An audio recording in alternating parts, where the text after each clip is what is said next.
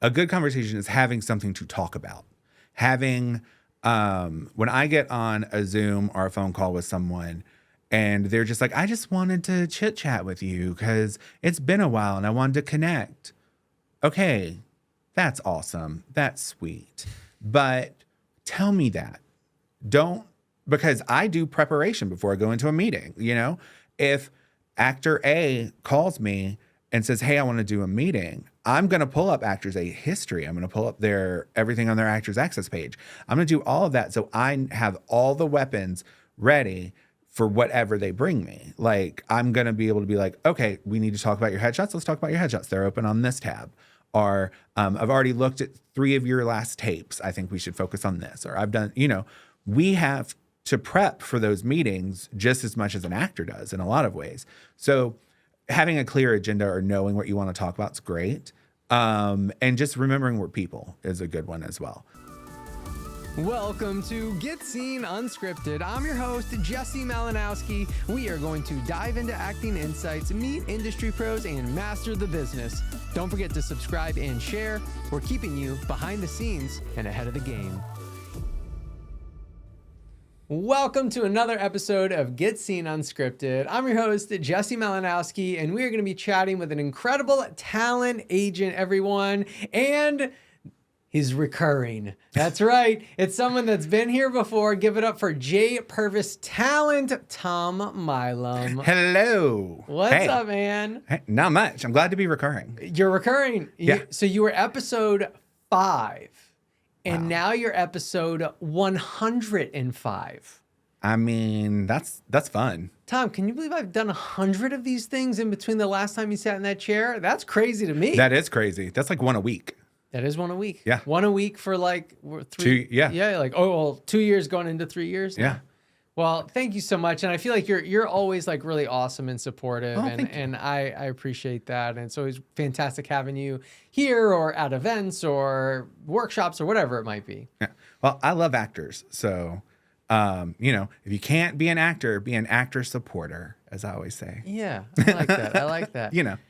One of the things I was excited about chatting with you about, and I think people always like kind of come up with like their own things of what's going on in the industry, and there's like all this talk and stuff like that. But when you were here 100 episodes ago, you were with People's Store, which they have now rebranded to Formation. So yes. Shout out Formation. But since then, you've moved to Pervis, and I think actors sometimes switch agents, and they always wonder like, will the grass be greener? Will it be better? I would love to know your thought on the difference in switching agencies as an agent and your experience with that so far. Well, I mean, it's funny. When I was in New York, I never went from an agency to an agency. I went agency, casting director, agency. So here going from agency to agency was a little like, whoa, wait, what? But it was great because every office has its own culture and every office has its own way of running. And I just love the fact that I landed at a true boutique because Henderson Hogan, the office I was in New York, was a boutique office. So for me, getting to go back to a boutique where I can have everyone's stats pretty much memorized as I get to know them. I know who booked what when. Those things are so helpful. And when you have a smaller client list, you can do that. And also, it's just wonderful having the support, respect, and trust from day one. That's a huge one. Working with people who trust you to do your job and I work remotely all the time and I talk to everyone all the time. And it's so wonderful to, like when I talk to Joy, I literally hang up the phone smiling because she is so wonderful. Same with when I talk to Jay Renee or anyone on the team, Danielle, Carissa, Jamie. Like I hang up the phone and I'm like smiling and I'm like, oh my God, I love it. Because they're fun. They're great people. So, I mean, I also feel like they're smiling, like yes. It's contagious. Like I've never seen them not upbeat, smiling. Like I love everyone on the Pervis team and the Pervis ladies. I mean, they are just like truly like beautiful people. They really are. I'm very happy to be the Anthony Bouvier to their sugar baker design firm.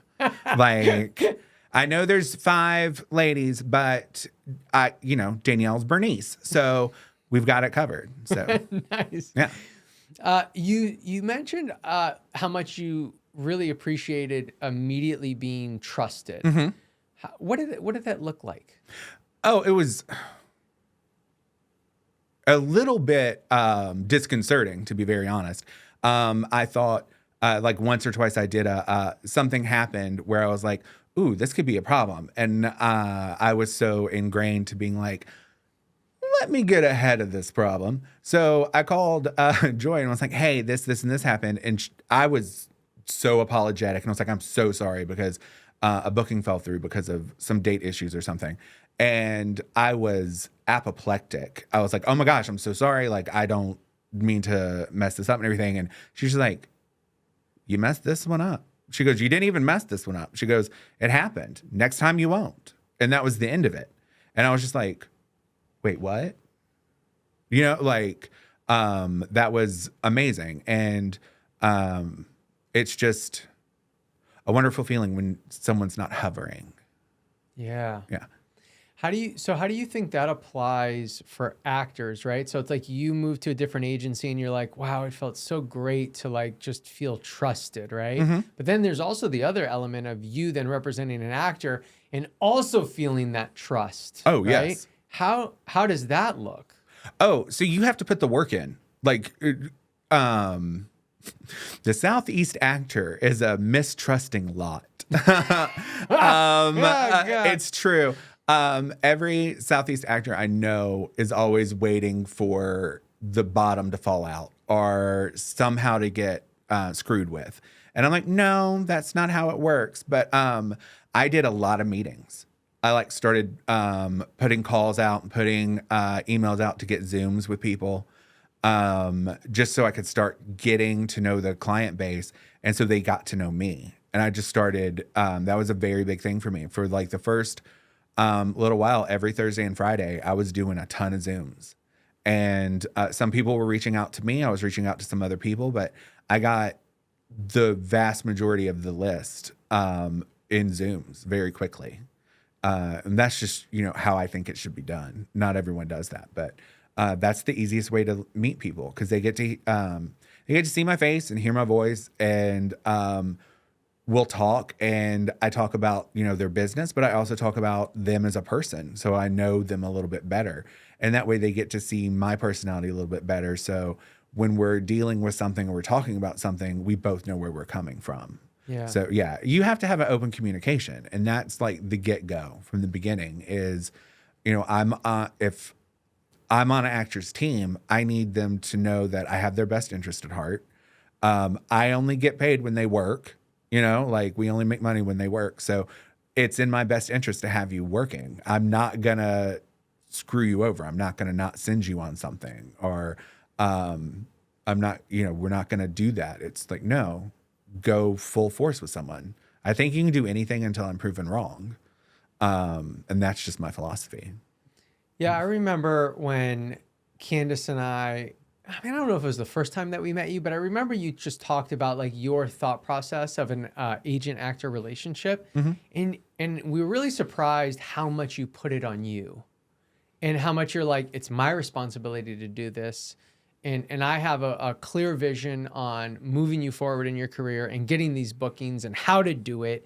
And we had never heard an agent talk like that before. And so I found like it was very impressive. And so, it's like, how do actors know to like trust that though? To know that like you have this plan for them, I guess. You just see it in action, I always say when an actor and I have conversations and they tell me something they want, they're giving me my marching orders, like if someone goes, oh, I really want to be on Will Trent, or I really want to build up my relationship with Chase and Tara. I'm like, okay, well then let's focus on that. Let's focus on getting you in for a good role on Will Trent. Let's focus on getting you in for stuff for Chase and Tara. Let's focus on, oh, so the Fincannons know you? Great. Let's work on getting you access to those bigger roles. Like, and then the proof is in the pudding when you see the fact that we're delivering, you know? Very often actors will say, they'll come to you with something and it's either an issue or something they feel is a gap in their representation or something. And you have that conversation with them and then, 2 weeks later, they want to have a meeting because it hasn't happened yet. And you're like the submissions I just did haven't even gone through. Like, yeah. And, I like to look at people and go, hey, so when you're in a relationship with someone and you're having a disagreement and they aren't doing the dishes and you need them to start doing the dishes. I was like, the next day, if they don't do the dishes, do you break up with them? Or do you give them time to realize, hey, I need to do these dishes. I need to start doing, and it takes a second for someone who does not, in a relationship, you got to do it. You don't just give an ultimatum and then they don't do it the next day and you go for something stupid. Like, obviously there are much bigger ultimatums that you can give, but that's what I always say. I'm like, you've got to give time for that to happen. What do you think is a good margin of time? I say, 2 to 3 months, depending on how busy it is. Yeah. 6 months sometimes, depending on what the goal is. But if it's something like I haven't been seen by this casting director, if they haven't had something in a month, that's hard to gauge. But if they do have, if they're busy, that's a good time to just be like, hey, and it opens the conversation up. But you have to keep the conversation going. You can't just tell someone, hey, I want this. And then if it doesn't materialize, and you're not asking questions, you kind of need to ask questions to know why. Because if I'm trying to get you in for, I'm going to go back to Chase and Terror. If I'm trying to get you in for Chase and Terror and they don't have anything that's right for you or not something we want to put you out for, then, and you hear all of your friends going out for something and then you're like, but all of my friends are going out for this. Why am I not? It's like, well, let me break this down for you. Like, I submitted you for this, but this ended up going a different way. Or I submitted you for this. They didn't feel you were right for this. They want to save you for something else. Like, there's conversations happening that the actor will not know that they need to check in on. Because if you give someone their marching orders, yeah, you want to know that they're doing them. But sometimes you don't see the appointment generated, but there's a gazillion conversations happening that you don't know about. And then when that next opportunity comes, then it's there. Right. You know? Yeah, that's really good. I like you talking about like the marching orders, and I think that's a great thing that that actors should know and that they should, pinpoint on. It's like you need to evaluate your career and look at it. And if you're unhappy, don't just say something like, I want more. It's not specific, right? It's just like, it's like no shit. Like everybody wants more, right? But if you're an actor and you are wanting quote unquote more, you need to dive in deeper, right? So you're like, I want to improve my relationship with Chase and Tara. I love Will Trent. I'd like to get on there. Can you give me some bad examples of some things that actors have maybe come to you and asked, like, this is what I want, and you're like, I mean, look, I get it, but that's not a great. I don't see a success in sight, or I can't do all of that. Or do you know what I'm saying? Oh, like very much I want to so. differentiate I want to give actors the power to know that they can have these discussions, but know what a good conversation and a bad conversation looks like. Well, a good conversation is definitely having, sorry, I'm going to steer the question a little bit different way, but a good conversation is having something to talk about. Having, when I get on a Zoom or a phone call with someone, and they're just like, I just wanted to chit chat with you because it's been a while and I wanted to connect. Okay, that's awesome. That's sweet. But tell me that. Because I do preparation before I go into a meeting. If actor A calls me and says, hey, I want to do a meeting, I'm going to pull up Actors A history. I'm going to pull up everything on their Actors Access page. I'm going to do all of that so I have all the weapons ready for whatever they bring me. Like, I'm going to be able to be like, okay, we need to talk about your headshots. Let's talk about your headshots. They're open on this tab. Or I've already looked at 3 of your last tapes. I think we should focus on this. Or I've done, we have to prep for those meetings just as much as an actor does in a lot of ways. So having a clear agenda or knowing what you want to talk about is great. And just remembering we're people is a good one as well. So we like to talk and discuss, but having,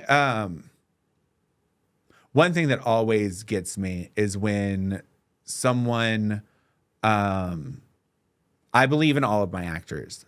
And I believe that the sky is the limit because it's one audition can be, it only takes one yes for you to like explode.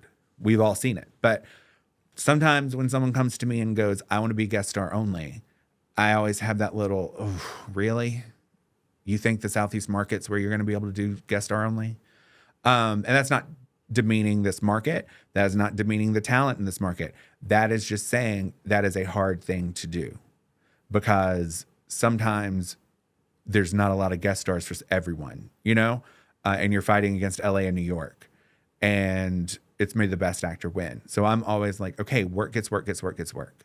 Yes, we don't want you to be, if you're at a certain spot in your career where you've done a ton of guest stars, you've done a ton of recurrings, but you're still going out for other things. That's the mentality.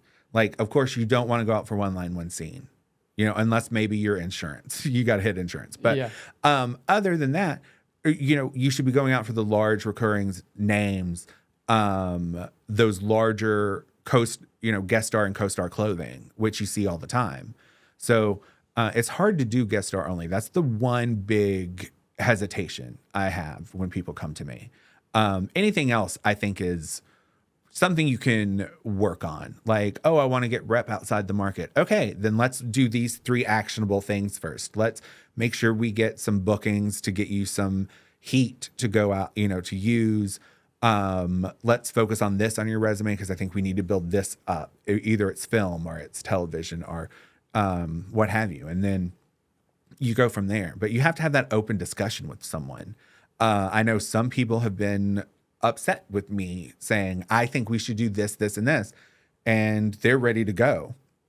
Like they're chomping at the bit and they're ready to go. But it's, I know you want A, but we're going to have to do a few things to get us there. Right. And some people don't like hearing that. And it's like, well, I'm sorry, but you've been a stand-in. How is that going to take you from a stand-in to a guest star? Like, we need to go through motions first. I mean, that's the biggest thing with that, I think, is that if you imagined a treasure map, right? Mm-hmm. And if you don't know where the X is, right, of where the treasure is, then the map's not helpful. But even more importantly, if you don't know where you're at on the map, then you don't even know how to get to the treasure, right? And I think that's the exact same analogy of like that is like, if you're not being realistic with yourself on where you're at on the map, like you're not going to be able to get to what you ultimately want of the treasure, right? Because you're like, well, I think I'm here. It's like, but if you're not really there, then you got to take a different route. You're going to have to do different things. And so I think, what you're saying is like so important, and we have to be realistic with ourselves. I will say one of the biggest things that I have learned, and now doing this for almost 20 years, is that there were so many times that I thought I was totally ready. And now when I look back, I'm like, I definitely wasn't ready like I would be now, right? Mm-hmm. And like, I thought I was so ready, and like, I don't know if I was. And I just see so many other actors, same thing. Like, I'm totally ready for series regular. And I'm like, I've been with series regulars on shows, and they're working on another level, and it's like, be honest with yourself. And it doesn't mean you can't get there, right? It doesn't mean that you won't get there. It doesn't mean you're not capable of it. It just means those other actions that you're talking about, those other steps might need to be taken first. Yeah. It's like I'm trying to think. No one's going to be, I'm going to talk football. Right? Because I was about to use a cheerleading analogy, but I was going to use a cheerleading analogy, but I'll use a football one. When you're learning how to throw the ball the first time, no one throws with a tight spiral that first time, it takes work. You're not going to get it through the hole of that tire your first time. Right. I mean, maybe if you're like some amazing quarterback, you might be like a Manning or something, but that's genetic. Like, that whole family's crazy. Yeah. But it's just one of those things. And you have to, you can't, no one in gymnastics, their first day is going to be able to do a round off, back handspring, back. But you can learn how to do a round off, and then you can learn how to do a back handspring, and then you put them all together. It's learning. It's like when you go to acting class or when you go to school, no one expects you to know every single thing, but you learn, no one starts off in an acting class, whenever their first class ever, and someone goes, I need you to cry, and they cry on cue. Like, you might be able to do that naturally, but some people can't. So it takes a long time to work. So It's where are you starting? Sorry that I laughed so hard when you were talking about the map. I don't know if you saw me do that. It's because I was like, oh my God, this is me. Every time I play Assassin's Creed Black Flag, like I never know where the map's going. I never know where I am. I just have to do a lot of guessing. Yeah. Because they give you those treasure. I don't know if you've played Assassin's Creed Black Flag, but they give you treasure maps, and they do it in all the Assassin's Creeds. But that one's really hard because you're like, that map is. it's like, who came up with this sketch? Like, it's so crazy. Yeah, that's funny. So I'd love to go back to the beautiful Pervises. Yes. And I'd love to know, in your time working over at J Pervis, what's something that you've really picked up from them within their leadership that's made you a better agent so far? I think just the human touch, like the personal touch, like the calling someone on their birthday, the texting or emailing someone on their birthday, or just being a little bit more personality driven in some way, is because everyone has such good relationships with the clients over there. And so many clients are so loyal. They've been there since day one. And it's just moving in like I'm not some, I'm not the fiance from Parent Trap, like I'm not Elaine Hendricks. I can't think of her name, but for the character. But I'm not there going, oh, I'm going to send you all to boarding school. Like, no, I'm coming in to join this family, and I'm coming in to join this team, and I want to make sure that it's seamless and that everyone gets to trust me and lets me work for them. And in doing so, it's fun because like Joy will be like, well, have you talked to Tom about this? Or Joy go, oh, I'm looping in Tom because he knows this. Or Jay Renee and I will talk about something, and then we'll both get the client on the phone to talk, to talk through their offer and things. It's just very collaborative, very team oriented, and just it's one where I really like is no one's egos are on the table. It's all just like, just get the job done. Like, do it. Like, they credit where credit's due type situation, all that. So it's really, that's what it is. That's one of the things that I've gotten to take with me that I just love. It's just like, no, like we're all on the same side. We're all doing it. Just get it done, and try to be no fuss, no muss, and have fun doing it.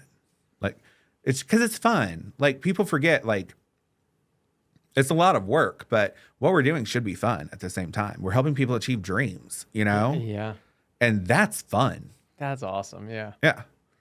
What's something that you feel like you've learned in this process of you switching agencies here in Atlanta that you think an actor could take with them if they're wanting to switch? There's an old saying, always dance with the person who brought you to the dance. And I think that's a good way of doing it, is remembering that those ties in that relationship, just because someone goes through a divorce with an office does not, I'm trying to figure out how the best to say this. I'm sorry. Just don't be open, and don't focus on your relationships. Don't focus on other people's relationships. When my divorce occurred, it hit my pride a lot when I have not heard. I've heard from tens of people. I'm very honest, like maybe 20 people, and had reached out since then. And that one was hard. That was a hit to the pride and the ego. But it's also like don't get too wrapped up in things, and remember we're all people, and relationships are relationships. And sometimes they'll travel through and sometimes they won't. But that's the biggest one, is that I think actors forget that we're all people. Yeah. And they forget that, oh no, our feelings can get hurt. Sure. You know? Yeah. No, I think that's a good point. And, I think as long as when it comes to the like quote unquote networking, but yeah, like relationships, like if you could do your best to take it off yourself, right? Because it's like, well, what can you do for me? Oh, well, now nothing. So like, I guess no reason to talk to you is essentially like where it comes. And it's like, if we can try to take it off of ourselves and it's exactly what you said with Pervis and bringing that human element to it. Yeah. And I think that's, that seems to be kind of like the through line right now, is like that. I think that's just going to do you so much better. That's going to set you up for success so much more, no matter what's going on in your career. If you're just taking it off of you, treating everyone like a human and saying, hey, what can I do to make this person feel good? Like, I think you're going to be way better off. Oh yeah. I have a thing where, every time, before I go to sleep, I say my prayers and everything, but I also, look back on my day and go, okay, no, I can sleep easy because I know I was a good person today. I know I did what I did what I was supposed to do. Sorry. And that's what it is. And it's like, yeah, our business is transactional. Our business is very, it is personality driven, but it's so work based and it's so subjective that it's just one of those like, okay, just be a good person and just go and just remember, everyone's got something going on that no one knows about. So yes. Yeah. Yeah. I could say something really shady right now, but I'm not going to. We'll be polite. We'll leave the shade at the door. I love it. Mm-hmm. So we've talked about a bunch of different kind of angles when it comes to leaving and going and stuff like that. What would you say for an actor, it makes sense for them to leave? Like, at what moment is it like, yeah, that doesn't sound very good, you should probably go? Like, because I think actors jump to that conclusion way too fast. But I do think sometimes they do need to leave, right? Sometimes that is the answer, if you will, or at least you're trying something else. Like, well, how do you see it as, like, for an actor? It's like, you want to make sure to do X, Y, Z first, then try this. And then at that point, maybe you cut ties. Well, yeah, I think it's on the actor side, on the agency side, it's when communication breaks down and when you're not holding up your end of the bargain. And I think that's the same side for actors is, are you being communicative? Are you holding up your end of the bargain? Are you just expecting it all to come from your agent? Like, when people don't book, when people don't book for a little while, they'll blame the agent. They won't look at themselves. So many people leave because they're like, I need to shoot some energy I need a change in energy. I need something. And I'm like, okay, that's great. Have you looked at yourself? Have you looked the fact that you haven't taken class in a while, or you're resting on your laurels, type things.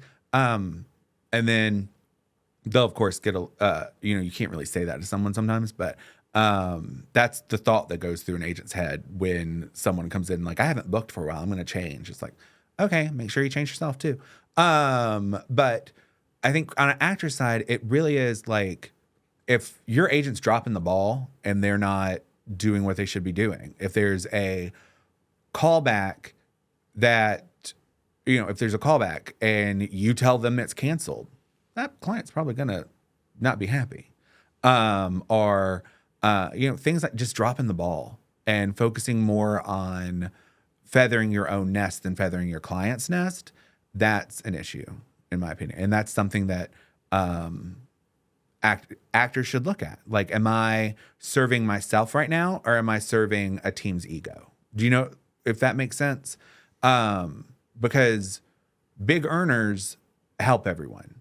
And if you're a big earner and you're at an office, but they're not doing you're starting out and they're not doing what they said they would do, or they're not delivering on any of the things you talked about in your meeting with them, then no, it's a bad fit. That's why I always tell actors, no, like, whatever, you're interviewing me just as much as I'm interviewing you. And if you're not happy at an office, you need to ask the questions to make sure you will be happy at your new office. Because if you're a communication person and you need to talk things out, there are certain agents for you. There are some agents that are like, our relationship happens when you book. Mm-hmm. That's not good for every actor. Some actors prefer that. A lot of them don't. A lot of them need to be able to talk about stuff. And you have to have an agent that can talk to you about it. Maybe it's you need to talk through like what take you're sending in, or you need to talk through this offer because, you're really mulling it over because part of you doesn't like the show, but part of you needs that money. Like there's a lot of stuff that goes through it. And you have to be able to have those open conversations. So any actor that's looking to change an office, like, talk to the new offices, because sometimes we'll go, well, why are you looking to make a change? And people won't tell you the real reason. They'll just be like, oh, because of this or this or this. And it's like, no, give me the real reason. Is it because you need to be able to reach this person at a certain time and they would not let you do that? Or you need, you don't feel they have the best relationship with this casting director or this market? Like, there's a lot that goes into it, but make sure you're asking the questions. Because people, agency jumpers, we all know who they are. There aren't a lot here in this market, but there are a few. And it's one of those like, okay, you were at that office for a year and a half. You were at this office for 2 years. Why are you acting like Goldilocks? Right. Like, and sometimes it is, this one's to this one's to that. I need this. And that's why you do the meetings. Don't ever suicide run it. Don't ever be like, I only want to go with this one agency. It's like when you're in college, like you're applying for college. Don't just apply to one college. You got to apply other places. Right. Yeah. When an actor is wanting something specific, like getting in front of a certain office, mm-hmm. or maybe a specific show like we talked about earlier, it might not be a guarantee that they get that. What are some reasons they wouldn't be getting it behind the scenes that like we're not seeing? Well, the first thing to tell the person is take it off of them, that it's not that actor. It's, every actor is a puzzle piece, and your puzzle piece is going to fit into a ton of puzzles, and it's going to fit in, and it's not going to fit into a ton of puzzles. And sometimes it comes down to, does your piece fit into this? And it doesn't, because some of them have very specific aesthetic rules, or some of them have very specific performances, or a tone, or a look. And sometimes you don't fit that naturally, and that's okay. What's meant for you will come to you. But if you're sitting there being like, I want to be on, I'm going to use Dynasty because I love the OG. If you want to be on Dynasty, but you don't have the Dynasty look, or you don't have the Dynasty feel, you're not going to book Dynasty.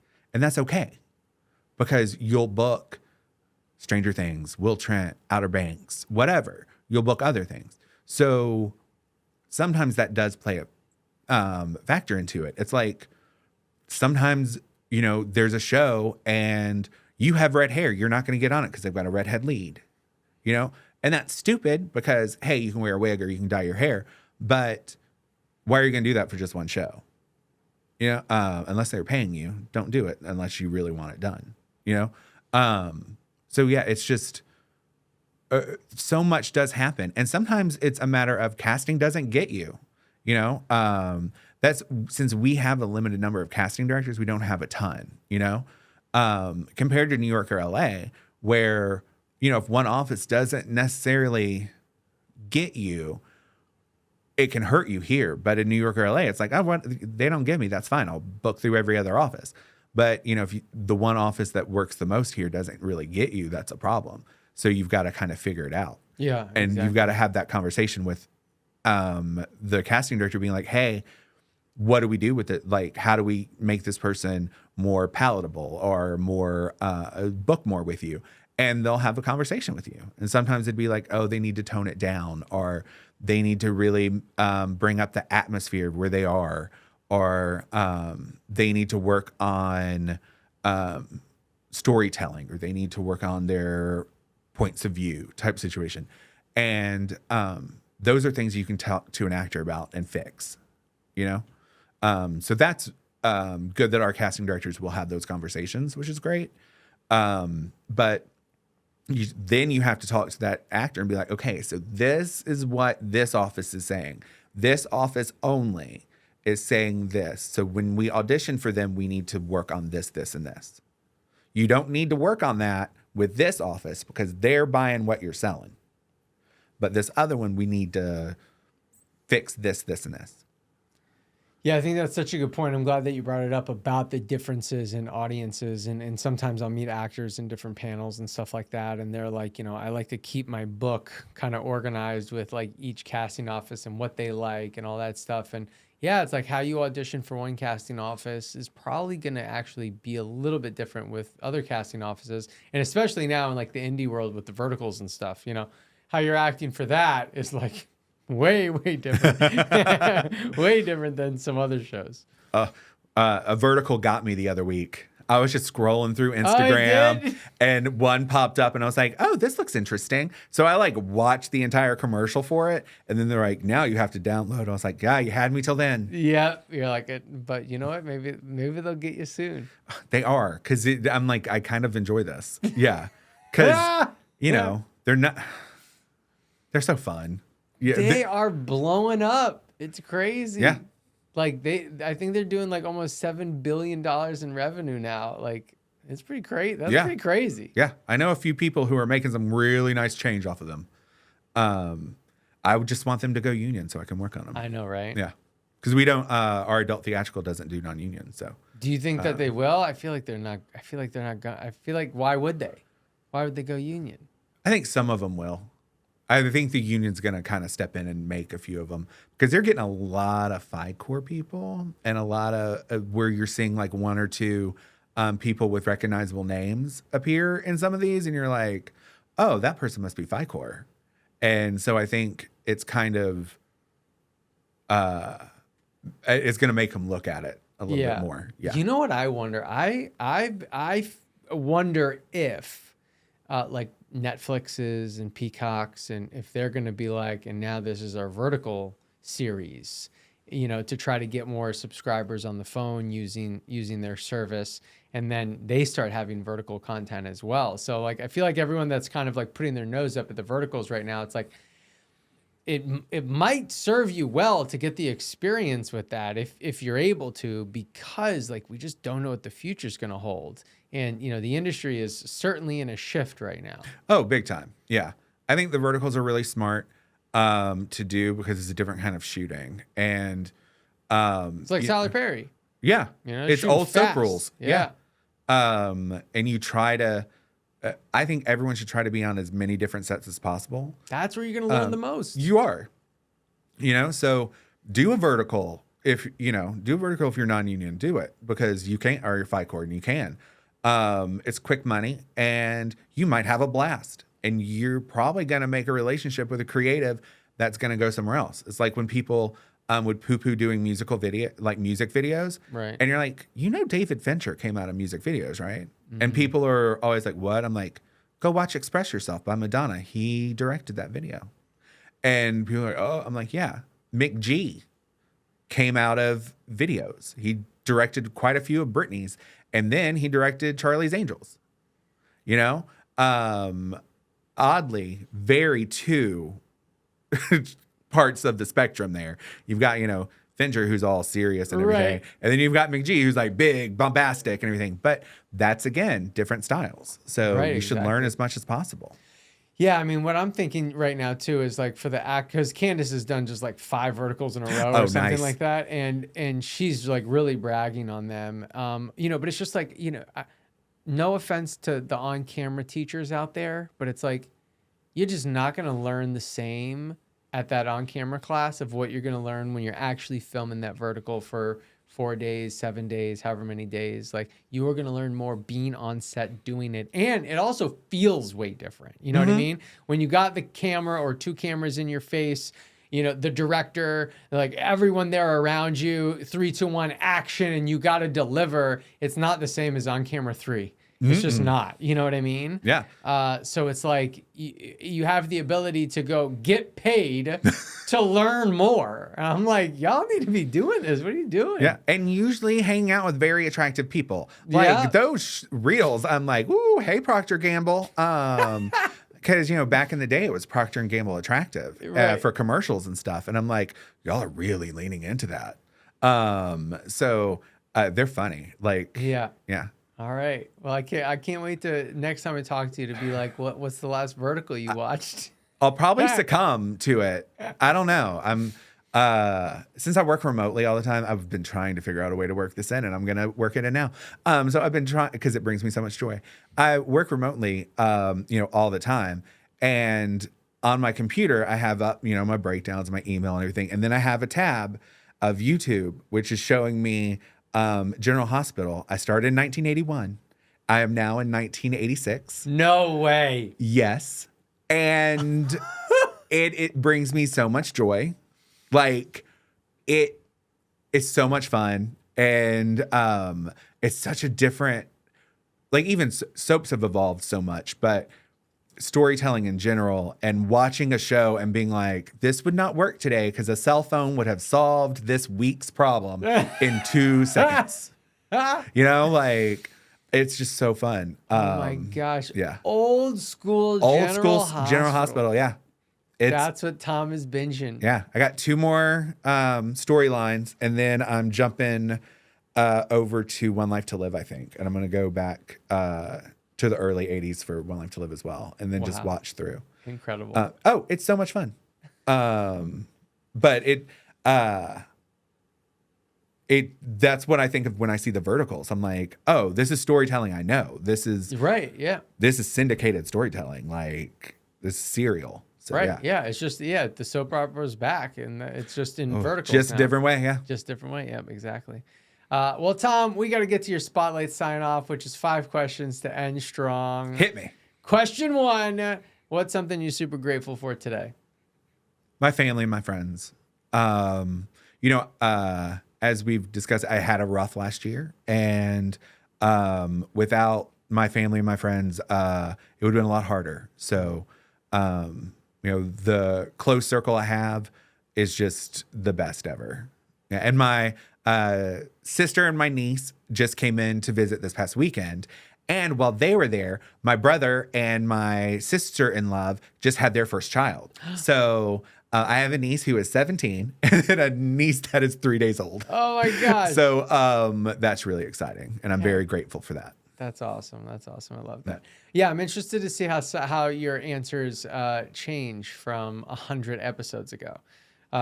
Or, in some case they won't change. I had Hunter on, and he's an actor, and his what he was grateful for was his car. And then however many episodes later, it was still his car. Yeah. And I was like, hey, all right. So second question is, what film, TV show, movie changed the trajectory of your life? Okay. Grease 2, because it helped reinforce my love of musicals. Grease 2. Grease 2. It is a feminist manifesto. It is the better movie.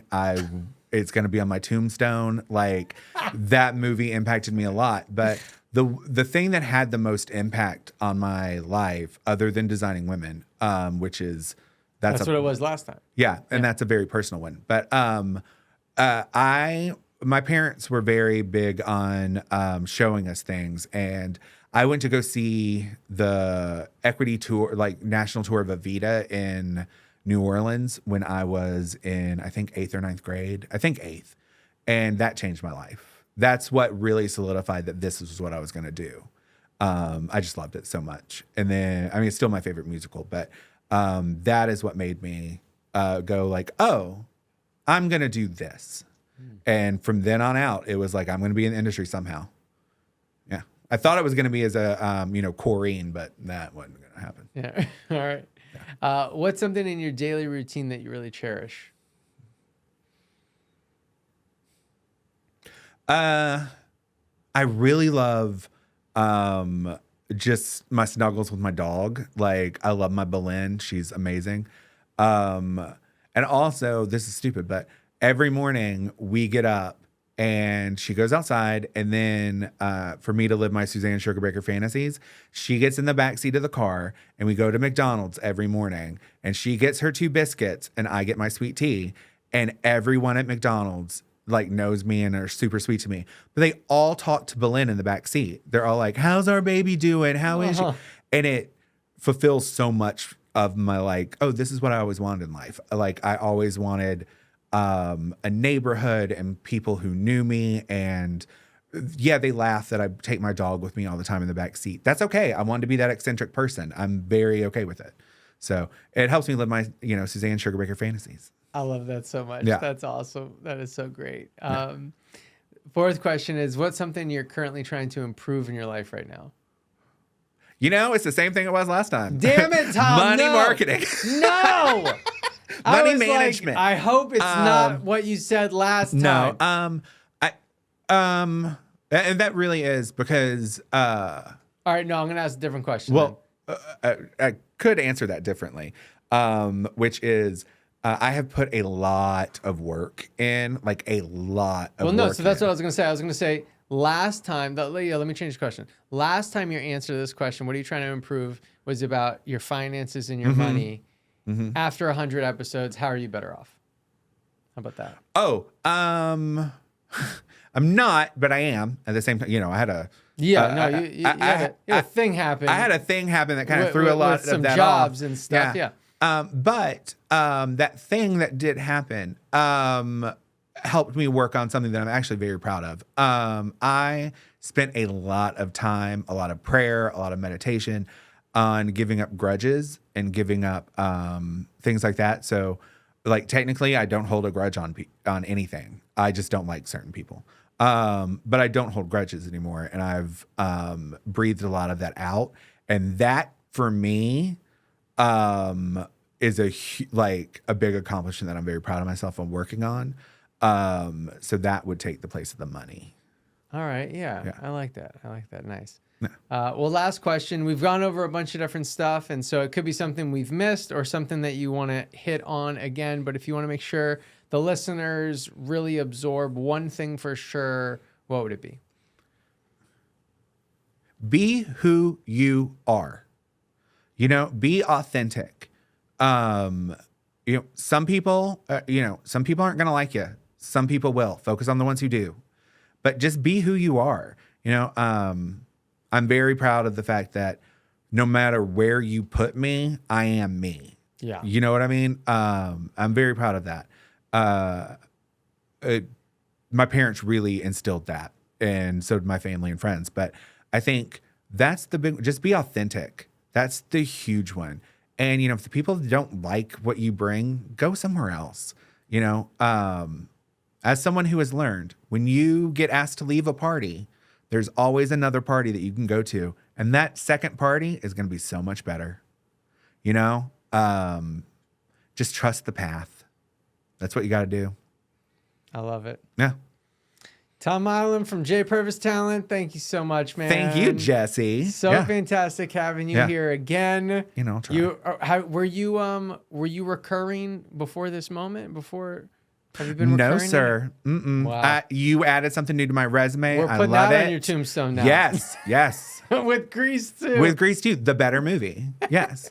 It is literally in my paperwork for when, knock on wood, whenever I pass away, that my last words will be Grease 2 is the better movie. That's written somewhere? Yeah. Like,